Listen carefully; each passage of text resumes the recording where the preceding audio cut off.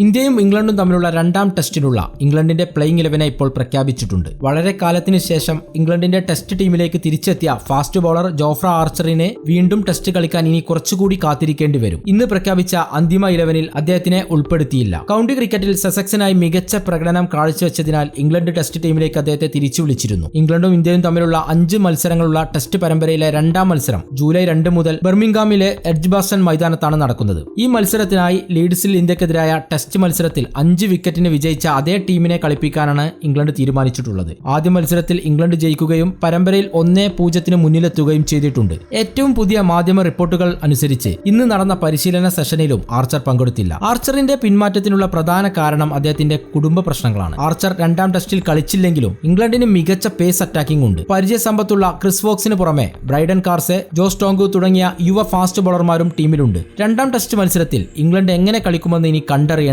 മറുവശത്ത് ഇന്ത്യയെ എടുത്തു നോക്കിയാൽ പരിചയസമ്പത്തുള്ള ജസ്പ്രീത് ബുംറ കളിക്കുമോ എന്ന കാര്യം ഇപ്പോഴും വ്യക്തത വന്നിട്ടില്ല. കളിക്കാൻ സാധ്യത വളരെ കുറവാണ്. ബുംറയ്ക്ക് പകരം അർഷദീപ് സിംഗിനോ അല്ലെങ്കിൽ ആകാശ് ദീപിനോ ആയിരിക്കും അവസരം ലഭിക്കുക. ഇന്ത്യക്കെതിരായ രണ്ടാം ടെസ്റ്റ് മത്സരത്തിനുള്ള ഇംഗ്ലണ്ടിന്റെ പ്ലേയിങ് 11 നോക്കാം. Ben Duckett, Zak Crawley, Ollie Pope, Joe Root, Harry Brook, Ben Stokes, Jamie Smith, Chris Woakes, Brydon Carse, Josh Tongue, Shoaib Basheer.